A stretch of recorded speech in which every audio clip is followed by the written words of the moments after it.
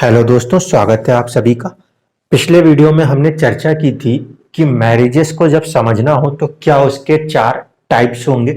उसके हिसाब से हम अपना असली पार्टनर सेलेक्ट कर सकते हैं, जिससे कि मैरिटल लाइफ में बहुत ज़्यादा हैप्पीनेस देखने को मिल सकती है, क्योंकि हम पहले से थोड़ा सा मेंटली प्रिपेयर्ड हो सकते हैं ऐसे मामलों में।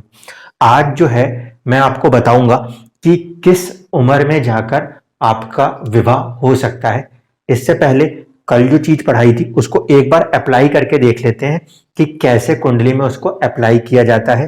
ठीक है, और मैं जो कुछ भी चीजें आपको सिखा रहा हूं आप उनको कुंडलियों के ऊपर अप्लाई कीजिए, ब्लाइंडली फॉलो मत कीजिए। हो सकता है अगर उसमें कोई भी चीज आपके पकड़ में ना आ रही हो तो आप उसको कमेंट में लिख दीजिए। उसके बाद आप जो भी डिटेल्स देंगे उस पर आप और हम मिलके काम करेंगे, जिससे कि कोई नई चीज अगर सीखने को मिलती होगी तो वो भी निकल के बाहर आएगी। ठीक है, ऐसा नहीं है कि हम चीजें आपको बता रहे हैं और आप उसको आंख बंद करके फॉलो कर रहे हैं। आप अपनी कुंडलियों में उनको अप्लाई कीजिए, ताकि आपको भरोसा होना चाहिए कि हाँ, जो चीज आपको दिखाई या सिखाई जा रही है वो कितनी सही है। इसकी परख, इसकी जांच आपके पास होनी चाहिए। चलिए, पहले हम जो हमने कल पढ़ा था उसको एक बार तुरंत एप्लीकेशन करेंगे। और ये कुंडली है सुश्री लता मंगेशकर जी की। इसमें हम समझ लेंगे कि शादी क्यों नहीं हुई। ठीक है, तो मैंने आपको जो कल वीडियो बनाया था, जिन लोगों ने इसको नहीं देखा तो वो एक बार ध्यान से देख लीजिएगा, आई बटन पे शेयर करूंगा। उसमें मैंने कहा था कि हमेशा मैरिज को चेक करने के लिए सबसे पहले 8th हाउस के मिड पॉइंट लॉर्ड को लेना है। ठीक है, इसके बाद हमारे सेकंड केस क्या होगा, 7th हाउस का मिड पॉइंट लॉर्ड, फिर 8th हाउस का मालिक और 7th हाउस का लॉर्ड जो होगा या मालिक होगा उसको देखना होगा। तो ये जो कुंडली है, ये कुंडली 2 नंबर से शुरू होती थी। यहाँ पे 8th हाउस में जो मिड पॉइंट आ रहा था वो आ रहा था 23 डिग्री सैगिटेरियस एट 55 सेकेंड्स। तो ये 23 डिग्री सैगिटेरियस जो है यहाँ पर शुक्र का नक्षत्र मिलता है। तो हमारे लिए सबसे इंपॉर्टेंट प्लेनेट होगा पहले शुक्र, क्योंकि हम मैरिज की हैप्पीनेस को पहले देखना चाहते हैं। तो शुक्र जो है वो कुंडली में देखें तो वो गया है 4th हाउस में। 4th हाउस में बैठा हुआ शुक्र जो है हम इसे अच्छा मानते हैं। क्यों? क्योंकि यहाँ पर इसको एक डायरेक्शनल स्ट्रेंथ मिल जाती है, दिशा बल मिल जाता है। तो मिड पॉइंट लॉर्ड जो था 8th हाउस का वो तो ओके बैठा था, कोई दिक्कत नहीं थी। लेकिन वो जल तत्व की राशि का ना बैठकर वो अग्नि तत्व की राशि में बैठा था, जहां पे वो थोड़ा सा अपने आप को अनईजी फील करेगा, थोड़ा सा अनईजी। क्योंकि नेचुरल वे में देखें तो वो सूर्य को अपना मित्र पूरी तरीके से नहीं मानता, इसलिए। तो यहां तक कंडीशन तो ठीक है कि मैरिज होने की संभावना बनती है। लेकिन एक चीज और देखें कि जो 9 नंबर है उसके जो स्वामी होते हैं वो होते हैं गुरुदेव, जुपिटर। जुपिटर जो है वो अपने हाउस से अगर आप काउंट करोगे तो कैसा चला गया है, 6th हो गया है। 1 2 3 4 5 और 6, अपने से जब कोई ग्रह षडाष्टक जाता है ना तो वो उस पर्टिकुलर भाव के लिए थोड़ा सा नेगेटिव कह सकते हो, या फिर ये कह सकते हैं कि वहां पे वो एक शत्रु केस लगा लेता है। 6th को हम कैसा भाव मानते हैं, शत्रु भाव मानते हैं। तो अपने से छठे गया है, यानी कि ये षडाष्टक योग जो फॉर्म कर रहा है ये थोड़ा सा एक कोई कंडीशन ऐसी बना के दे देगा जिस कारण से चीजें क्या हो जाए, लेट कर जाए या डिले कर जाए। तो यहां तक भी ठीक है कि वो डिले करने की बात करता हो। अब साथ साथ हम ये देखें कि हमारे पास 7th हाउस में जो मिड पॉइंट आया वो 29 डिग्री था। सेगिटेरी आपका ये स्कॉर्पियो साइन है, यहां पर मिलता है हमें ज्येष्ठा नक्षत्र। उसके मालिक होते हैं बुधदेव, जो कि 5th हाउस में अपनी ही राशि के बैठे हैं। ये जरूर है कि वो वक्री हैं। तो यहाँ पे ये भी संभावना बन सकती है कि हाँ, किसी एक एज में जाके लव हो और शायद इंसान लव मैरिज की तरफ सोच सकता हो। ठीक है, यहां तक की पोजीशन से तो ऐसा लगता था कि मैरिज हो सकती है, लेकिन मैरिज हुई नहीं। अब इसको समझना है क्यों नहीं हुई, देख लीजिए। यहाँ का जो मिड पॉइंट लॉर्ड है शुक्र, वो तो ठीक है कि केंद्र में जाता हुआ दिखाई दे रहा है। लेकिन इंसान जो है, क्योंकि यहाँ पे जो नक्षत्र आएगा इनके जन्म के समय का वो मंगल आएगा, और ये दिखा रहा है कि इनका जो शुरुआती जन्म है वो संघर्ष के साथ बीता है। तो मंगल जो है वो कई सारी चीजों को अपने साथ छोड़ेगा, क्योंकि केतु के साथ उसका कनेक्शन है, एक बात। दूसरी बात है, मंगल है वो है जिम्मेदारी। तो जिम्मेदारी के कारण इंसान ने कहा कि सबसे पहले हमारे जो भाई बहन है, सिबलिंग्स हैं, हम उनको बसाएंगे, उसके बाद हम कुछ सोचेंगे। तो ये चीज यहाँ पर सीधे सीधे नजर आती है। अब देखिए 7th हाउस का जो लॉर्ड है मंगल, क्योंकि मैंने आपसे कहा था कि फिजिकल सेपरेशन और फिजिकली किसी चीज को होने के लिए 7th हाउस का लॉर्ड भी इंपॉर्टेंट होगा। तो उसका लॉर्ड अपने से कैसा हो गया, 12th में जाकर बैठ गया, और वो भी केतु के साथ बैठ गया। इसलिए इसने पहली प्रबल संभावना दिखा दी कि मैरिज जो है उसको लेट करते जाएंगे, टालते जाएंगे वाला एक केस आ सकता है, या तो फिर करेंगे ही नहीं। लेकिन हम ये मानते हैं कि उनका जो सोचने का ढंग था वो ये था कि पहले दूसरों को सेटल करेंगे फिर खुद होंगे, जिम्मेदारी निभाना उनका मेन मकसद था। अब इसी बात को हम जरा किस्मत की कुंडली में भी जाके देखते हैं। कई बार क्या होता है कि इंसान प्रयास तो कर रहा है लेकिन किस्मत उसकी मदद कर रही है कि नहीं कर रही, ये देखना जरूरी है। तो किस्मत की कुंडली अगर खोलेंगे तो वो बनेगी कहां से, आपकी 6 नंबर राशि से बनती है, लेकिन हम उसको लगन के बराबर लेकर आते हैं। जैसे हम लगन के बराबर लेकर आते हैं तो हम देखते हैं जो हमारा मिड पॉइंट लॉर्ड था शुक्र, वो अब कहां चला गया, वो अपने से चला गया 8वें घर में। और मैंने अपने पिछले वीडियो में आपसे कहा था कि यहाँ का मिड पॉइंट लॉर्ड यहाँ नहीं बैठना चाहिए, यहाँ नहीं बैठना चाहिए और यहाँ नहीं बैठना चाहिए। तो देखिए ये कहाँ अपने से 8वें में जाके बैठ गया। ऐसी परिस्थिति में इंसान जो है वो चीजों को कई बार लेट कर देता है। और हम जिस कल्चर में रहते हैं उस कल्चर में एक बार मैरिजेस लेट होती हैं तो कई बार वो हो ही नहीं पाती। कुछ हद तक यहाँ पे भी वही सिचुएशन बनती हुई नजर आ रही थी कि जो किस्मत में शुक्र है वो चीजों को इतना लेट कर गया दूसरों को सेटल करते करते कि इंसान जो है वो अपनी मैरिज को नहीं कर पाया। कि मैंने वीडियो में स्पेसिफिकली बोला था कि यहाँ पे केस कुछ अलग कंडीशनों से जुड़ सकते हैं। फिर देख लीजिए कि जो हमारा 7th हाउस का लॉर्ड है जिसने शादी करनी है, वो अभी भी वहीं के वहीं बैठा हुआ है अपने से 12वें, वर्गोत्तम। वर्गोत्तम होने के कारण इस मंगल ने बिल्कुल 100% की श्योरिटी दे दी कि नहीं, मैरिज नहीं होगी। ठीक है, विदेश में उनके बसने का कारण क्या होगा, जो आपका 4th हाउस का लॉर्ड है वो किस्मत वाली कुंडली में देखिए वो जाता है उच्च का होता है और 12वें घर में विदेश के साथ कनेक्ट हो जाता है, तो वो विदेश में बस गई। लेकिन मैरिज का जो कॉम्बिनेशन था वो अभी भी कंप्लीट नहीं हुआ। तो इवन दो कि वो वहां गए लेकिन इसके बावजूद भी वो इतने स्ट्रांगली अपने कल्चर से बाउंडेड है कि उन्होंने मैरिज को नहीं किया। तो ये कॉम्बिनेशन आपको क्लियरली समझ में आना चाहिए। आपको अपनी कुंडलियों में क्या करना है, 8th हाउस में मिड पॉइंट निकालना है और 7th हाउस का भी मिड पॉइंट निकालना है। इन दोनों मिड पॉइंट से आपको जो नक्षत्र मिलते हैं उन नक्षत्रों के स्वामियों को देखना है। इसके साथ साथ ये देखना है कि 8th हाउस का जो लॉर्ड होता है वो नीच का ना हो। ठीक है, दूसरी चीज वो कभी भी शनि की राशि में बैठा है तो फिर उस हिसाब से उसको देखेंगे, नीच नहीं होना चाहिए, नीच होगा तो परेशानी होगी। दूसरी चीज कि 8th हाउस का लॉर्ड जो है वो 1st हाउस में बैठा हुआ दिख जाए, वो आपको 7th हाउस में बैठा हुआ दिख जाए, या वो आपको 3rd हाउस में बैठा हुआ दिख जाए, तो भी कहीं ना कहीं मैरिटल लाइफ में चैलेंजेस देखने को मिलते हैं। और साथ साथ आपको क्या ध्यान रखना है, 7th हाउस का भी लॉर्ड यही कंडीशन लगानी है। ये कहानी होना चाहिए 12th हाउस में नहीं होना चाहिए, 2nd हाउस में नहीं होना चाहिए और 6th हाउस में नहीं होना चाहिए, और इसका मिड पॉइंट लॉर्ड भी इन जगहों पे नहीं होना चाहिए। तब मैरिज जो है उसको हम नॉर्मल मानेंगे। ये चीजें आपकी समझ में आ गई। अब आज बात करनी है वो कि किस उम्र में जाके शादी हो सकती है। ठीक है, तो सबसे पहली प्राइम इंपॉर्टेंस इसी को देना है। क्यों? क्योंकि शादी का सुख यही है, जब तक शादी नहीं होगी तब तक उसका सुख भी शुरू नहीं होगा। इसीलिए मैरिज का जो एक्चुअल है, कई बार कुछ ऐसे केसेस आए हैं मेरे सामने जहां पे एक ही घर में 2 बार मैरिज हो गई है, तो हम मानेंगे वो वाला जिसमें कि वो सुख जहां से शुरू हो रहा है वहां से। तो सबसे पहले आपको उठाना है 8th हाउस में, उसमें जो भी मिड पॉइंट लॉर्ड हो उस मिड पॉइंट लॉर्ड को उठाना है, यानी मिड पॉइंट को उठाइएगा, उसके नक्षत्र के स्वामियों को उठाइएगा। मैं एक सीरीज से आपको सारे चीजों को नोट करा देता हूं, आप पेन और पेपर ले लीजिए और इन चीज को नोट कर लीजिए, जिससे आपको बहुत आसानी हो जाएगी। चलिए शुरू करें। सबसे पहले ले लेते हैं, सीक्वेंस में चलते हैं जैसे दशाएं चलती हैं। तो केतु सबसे पहले ले लेते हैं। केतु जो है ये आपको मिलते हैं 1 नंबर की राशि में, 5 नंबर की राशि में और 9 नंबर की राशि में। यानी कि 8वें घर में आपको 1 नंबर, 5 नंबर या 9 नंबर लिखा हुआ दिखता है, तो यहाँ पे केतु मिलेंगे। इनकी जो डिग्रियां होंगी ये 0 से लेकर 13 डिग्री ऑलमोस्ट 20 मिनट्स तक आपको देखने को मिलेंगे। ठीक है, केतु जो है वो बेसिकली किस नेचर का ग्रह है, वो सन्यासी नेचर का ग्रह है। वो ज्यादा मोह माया को नहीं मानता, वो त्याग की भावना रखता है। इसलिए अगर यहाँ पे ये मिड पॉइंट आता है तो कई बार ऐसे लोग होते हैं जो कि मैरिज को लेकर ऑलमोस्ट सोचते भी नहीं है, वो कई बार सन्यासी थॉट भी बना सकते हैं। ये पहली चीज। उसमें ये देखना पड़ेगा कि केतु कनेक्ट कहाँ से हुआ और कितना स्ट्रॉन्ग कनेक्ट हुआ। दूसरी चीज, केतु खुद में कोई राशि का स्वामी नहीं है। अगर उसको एज में देखने जाते हैं तो उसकी एज होती है 48 के आसपास, वो अपने रिजल्ट्स को आउटपुट करता है। तो यहां पे ध्यान रखना, जब कभी भी केतु आएगा तो केतु पे डायरेक्ट इम्प्लीकेशन नहीं होगी। केतु को कहां से देखेंगे, जिस भी ये राशि में बैठेगा साइन, उस राशि के स्वामी के हिसाब से हमें फिक्स करना पड़ेगा।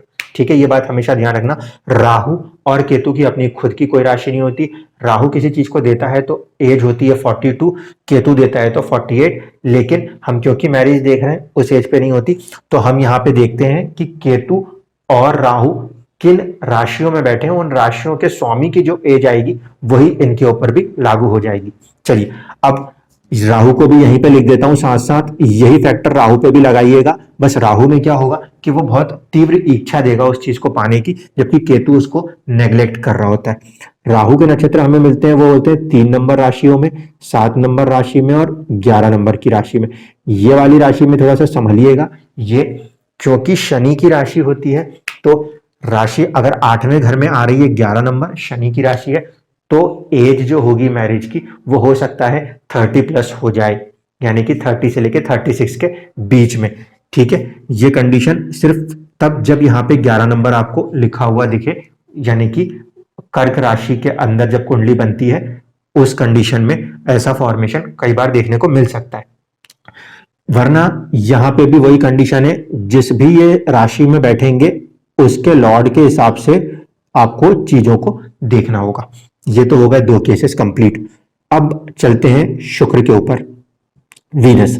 इसके भी नक्षत्र मिलेंगे 1 नंबर, 5 नंबर और 9 नंबर में। 13 डिग्री 20 मिनट के आगे इसका शुरू होता है, 26 डिग्री 40 मिनट तक इसके नक्षत्र आपको देखने को मिलते हैं। जब आपको शुक्र का नक्षत्र देखने को मिलेगा तो शुक्र अपने आप में मैरिज कराए तो वो करा देगा आपकी 25 से लेकर 27 साल की उम्र तक के बीच में। ठीक है, अगर यहाँ का मिड पॉइंट लॉर्ड शुक्र है, और वो ध्यान देख रखिएगा कि शनि की राशि में नहीं बैठना चाहिए। 10 नंबर और 11 नंबर इस राशि में ना बैठा हो, ऐसी परिस्थिति में वो बहुत आसानी से 25 और 27 के बीच में मैरिज करा सकता है।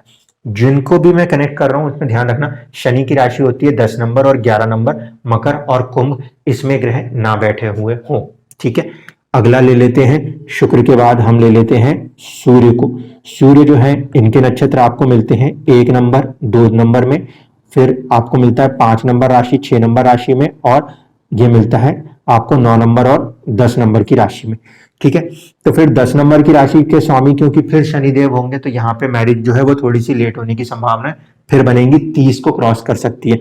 अगर शनि के साथ कनेक्ट नहीं होते हैं ऐसी कंडीशन में, इसमें जो मैरिज हो सकती है ये भी हो सकती है आपकी 22 से लेकर 25 तक। ठीक है, इसमें भी जल्दी हो सकती है। चंद्रमा को ले लेते हैं, मून चंद्रमा जो है उसका नक्षत्र आता है 2 नंबर में, 6 नंबर की राशि में और 10 नंबर की राशि में।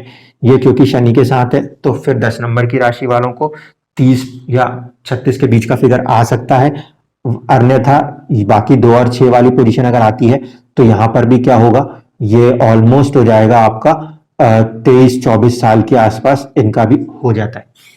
इसके बाद हम देखते हैं कि मंगल आ जाए, तो मंगल जो है इनकी राशियां कहां पर है, 2 नंबर में, 3 नंबर में मिलती है, 6 नंबर में, 7 नंबर में मिलती है, इसके बाद 10 नंबर और 11 नंबर में मिलती है।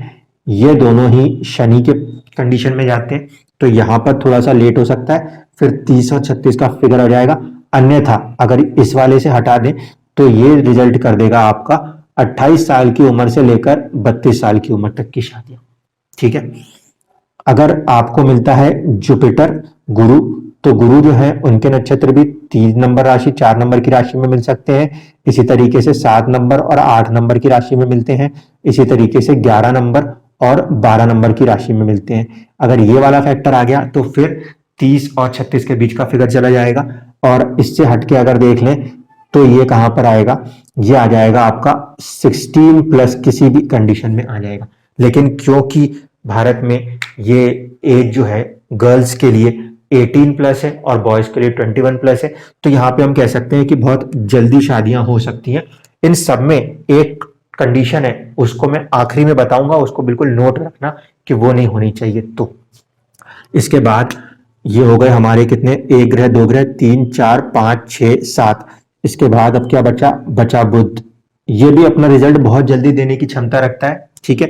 इसके जो नक्षत्र हैं ये आएंगे किस नंबर में, 4 नंबर की राशि में आते हैं, 8 नंबर की राशि में आते हैं और 12 नंबर की राशि में आते हैं। इसका जो रिजल्ट है, इसका रिजल्ट भी बहुत फास्ट हो सकता है, ये कभी भी आपको दे सकता है। मान लीजिए शादी आपकी करा सकता है ये 21-22 की एज से लेकर कभी भी दे सकता है, मतलब इसमें तो बहुत ही स्पीड है, ये आपको 25 के पहले कभी भी करा ही देगा, है ना। मगर इसमें ध्यान रखना, ये जितनी जल्दी कराता है उतनी जल्दी उस चीजों के साथ मन को दूर करता है, क्योंकि एक बच्चा है, बच्चा जितनी जल्दी कोई खिलौना ले लेता है फिर उसका मन उसमें से उदास भी हो जाता है। तो ये वाले जब भी मिड पॉइंट आते हैं थोड़ा सा हमें समझना चाहिए। अब बचता कौन है, अब बचता है शनि। अब शनि जो है इसके नक्षत्र भी आएंगे आपके 4, 8 और 12 इन्हीं राशियों में, लेकिन इसका जो रिजल्ट है ये बहुत ज्यादा डिले वाला प्लेनेट माना जाता है। तो इसके में कई बार मैरिजेस जो आपको देखने को मिलती हैं वो होती हैं आपकी 30+ पे, ज्यादातर हम प्रेफर देखते हैं वो होती है 33 से 36 में, ठीक है। तो ये ग्रह जो है कम से कम इतना पीरियड आपको लगा लेता है मैरिज के अंदर हैप्पीनेस को दिखाने में। सबसे इंपॉर्टेंट बात, इनमें से सबसे इंपॉर्टेंट बात, इनमें से कोई भी ग्रह, इनमें से कोई भी ग्रह नीच ना हो, है ना। नीच होगा तो फिर वो अलग तरीके से चुनौतियां देगा। दूसरी इंपॉर्टेंट बात, इनमें से कोई भी ग्रह शनि के साथ कनेक्ट हो जाए, साथ बैठ जाए तो, या फिर वो आपको मिल जाए 10 नंबर या 11 नंबर की राशि में, ऐसी परिस्थितियों में भी मैरिज जो है फिर वो कहीं ना कहीं डिले कर जाती है, ठीक है। क्योंकि फिर वो शनि के अधीन आते ही शनि के फैक्टर में चीजों को लेट करने लगता है। और एक इंपॉर्टेंट बात, ये तो मैंने आपको सारी बातें बोलनी किससे, मिड पॉइंट लॉर्ड से। अगर अगर आपका 8वें घर में आई हुई राशि का स्वामी, 8वें घर में आई हुई राशि का स्वामी भी शनि की राशि 10 नंबर या 11 नंबर में बैठ गया तो भी मैरिजेस के होने की संभावना जो होंगी वो लेट हो जाएंगी, 30 और 36 के आसपास तक वो चली जाएंगी। हाँ, अगर उसने शनि से परिवर्तन कर लिया हो या फिर उसका शनि से कोई दूसरा रिलेशन बन जाता है, ऐसी परिस्थिति में आपको मैरिज जो है वो टाइमली देखने को मिल सकती है, अन्यथा ऐसी कंडीशन में मैरिजेस लेट होती हैं। आज वाली बात में अपने को क्या इंपॉर्टेंट निकालना है, राशियों के स्वामी आप सर्च कर लेंगे, उसमें मैं अभी कुछ नहीं बता रहा, आगे की वीडियो में बताऊंगा। आपको यह ध्यान रखना है कि आपको नक्षत्रों के स्वामी को समझना होगा। इन राशियों में जो मैंने लिखा है 159, ये सब ये राशियों का है और इनमें इनके नक्षत्र आते हैं। इनके नक्षत्र आएंगे तो ये एजेस हैं, इन एजेस को आपको लगाना है। पहली कंडीशन, इनमें से कोई भी 10 नंबर या 11 नंबर में बैठा हुआ ना दिखता हो। दूसरी कंडीशन, इनमें से कोई भी जो है पहले भाव, तीसरे भाव या फिर 7वें भाव में बैठा हुआ ना दिखता हो। 7वें में बैठेगा तो आफ्टर मैरिज चुनौतियां देगा, यहाँ पे मैरिज तो फिर भी करा देगा। इतनी चीज बिल्कुल क्लियर रखिएगा, नीच का कोई ना होता हो। और नवमांश कुंडली में भी एक बार जाके जरूर देख लीजिएगा, जैसे कि मैंने ये वाले एग्जाम्पल में आपको समझाया, क्योंकि बहुत आसान था मेरे पास कि मैं एपीजे अब्दुल कलाम जी की कुंडली लगा देता, लेकिन इसमें जो चीज इनडायरेक्टली है वो भी आपको दिखाने की कोशिश करो। इंसान कोशिश भी कर रहा है तो किस्मत उसको रोक रही है, इसीलिए अपनी लगन कुंडली के साथ साथ नवमांश की कुंडली पे भी इसको लगा के देखिएगा। कई बार ऐसा होता है कि आप बहुत अथक प्रयास तो कर रहे हैं लेकिन फिर भी अगर इवेंट हो नहीं पा रही तो उसका जवाब आपको आपके नवमांश की कुंडली, किस्मत की कुंडली दे देगी। आगे के वीडियो में ये बताऊंगा कि इन भावों के अंदर अगर कोई ग्रह बैठ जाए, उच्च नीच या कोई भी सिचुएशन, तो उसका भी कुछ असर होगा, उसको भी इंक्लूड करना है। यहां तक के साथ अगर कोई ग्रह बैठ गया, जैसे यहां शनि बैठा था, तो इनके भी असर जो है वो भी हमको इंक्लूड करने होंगे हमारे मैरिज एंड मैरिज के हैप्पीनेस को ध्यान में रखने के लिए। तो उसके लिए आप चैनल को लाइक सब्सक्राइब कर सकते हैं ताकि आप तक बहुत आसानी से आगे के सारे वीडियोस आते जाएंगे। धन्यवाद।